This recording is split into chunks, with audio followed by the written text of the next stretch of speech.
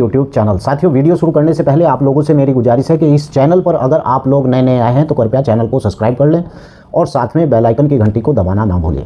आज की इस वीडियो में हम जानकारी करेंगे कि ज़मीन पर कब्जा करने से जुड़े कुछ कानून के बारे में हम बात करेंगे और साथ ही बात करेंगे कि सेल डीड, गिफ्ट डीड और रिलीफ डीड और विल किसे कहा जाता है, और साथ ही विल और यानी विरासत में अंतर के बारे में समझेंगे। तो आज का ये वीडियो खास होने वाला है। अगर आपका कोई सवाल है तो वीडियो के नीचे लिख सकते हैं, या आपको मुझसे कोई रब्ता करना है तो डिस्क्रिप्शन में मैंने अपना मोबाइल नंबर दे रखा है, लेकिन नियम को फॉलो करने के बाद ही आप लोग मुझे कॉल कर सकते हैं। तो आइए बिना देर किए हुए वीडियो को शुरू करते हैं। ज़मीन पर कब्जा करने से जुड़े कुछ कानून के बारे में आज हम इस वीडियो के अंदर चर्चा करेंगे, और वीडियो को आप लोग लाइक ज़रूर कर दें वीडियो शुरू होने से पहले, क्योंकि आज की इस वीडियो में हम ज़मीन पर कब्जा करने से जुड़े बहुत सी जानकारी के बारे में बात करेंगे। अगर आपकी भी कोई ऐसी भूमि है और उस पर कब्जा कर लिया गया है किसी दूसरे व्यक्ति के द्वारा, तो उस के बारे में नियम क्या होता है और कैसे उस व्यक्ति से कब्जा मुक्त आप अपनी भूमि करा सकते हैं।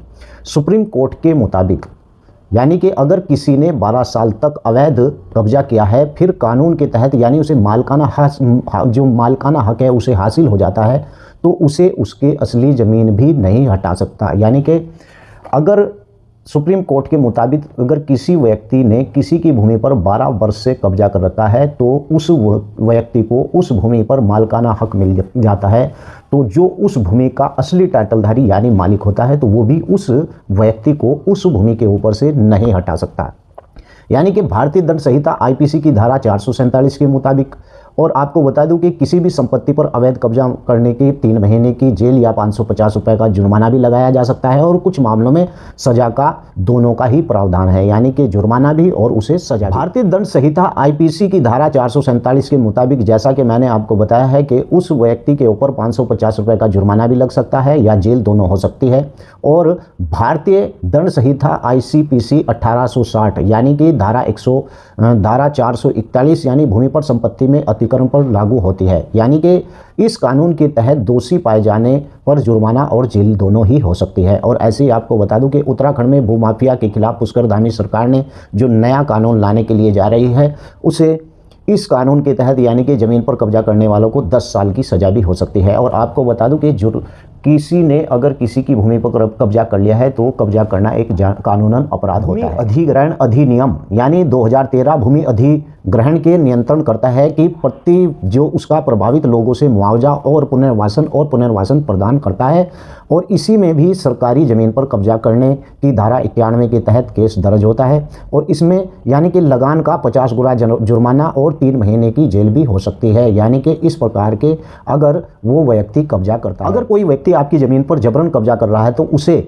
यानी कि उसके खिलाफ थाने में शिकायत दर्ज कराई जा सकती है, और इसके बाद कोर्ट में उसकी जानकारी सभी जरूरी दस्तावेज कोर्ट में दिखाएं, और कोर्ट उस व्यक्ति को अपनी ज़मीन से हटाने का निर्देश भी देगा जो आपकी ज़मीन है। भारतीय दंड संहिता यानी आईपीसी की धारा 441 भूमि और संपत्ति का जो अतिक्रमण पर लागू होती है, इस कानून के तहत दोषी पाए जाने पर जुर्माना और जेल दोनों ही हो सकते हैं। और भारतीय दंड संहिता की धारा 406 के तहत किसी भी व्यक्ति की संपत्ति में विश्वास के आधार पर घुसकर उस पर कब्जा कर लेना यानी संगीन अपराध होता है, और पीड़ित पक्षकार इस अन्याय को लेकर पुलिस थाने में शिकायत दर्ज करा सकता है। आईपीसी की धारा यानी कि 467 यानी कुटरचना पर लागू होती है, और इसमें किसी भी संपत्ति को फर्जी दस्तावेज के जरिए हथिया लिया जाता है। इस प्रकार की ये धारा किसी व्यक्ति को उसकी प्रॉपर्टी से डरा धमकाकर या जमीन से बेदखल कर दिया है तो इस धारा के तहत पुलिस थाने में जाकर उसकी रिपोर्ट भी दर्ज कराई जा सकती है।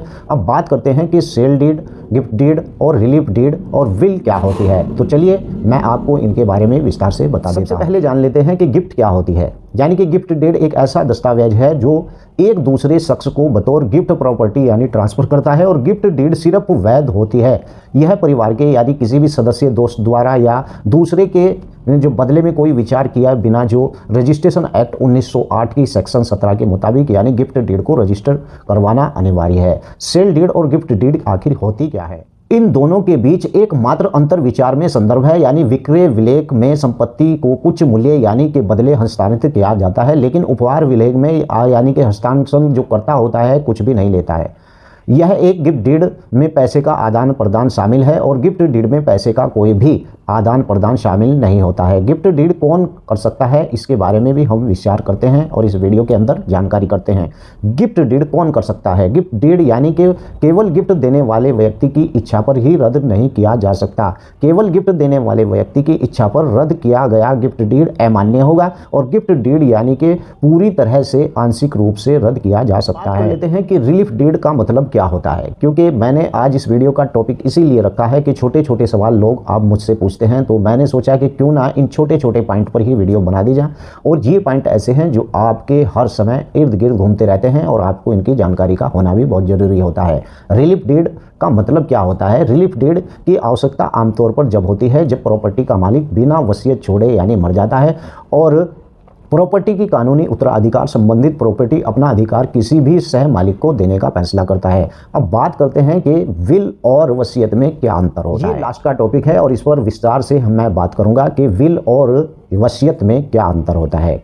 यानी कि विल न केवल आपको अपने प्रियजनों को शामिल करने में सहूलियत देती है, बल्कि कुछ ऐसे लोग भी शामिल होंगे जो आपकी विरासत में योग्य नहीं हो सकते हैं। यदि आप कोई संपत्ति रखते हैं और किसी एक व्यक्ति को चाहते हैं और आपका स्वाभाविक उत्तराधिकार नहीं है, तो आपको एक वसीयत बनानी होगी। तो इस प्रकार वसीयत और विल में जो है अंतर होता है। अगर आपको वीडियो अच्छी लगी है तो वीडियो को लाइक ज़रूर करें और आपका कोई इस प्रकार का सवाल है इस मैटर से संबंधित, तो आप मुझे कॉल कर सकते हैं, लेकिन उस पर वही व्यक्ति मुझे कॉल करे जिसने मेरे नियम को फॉलो किया है।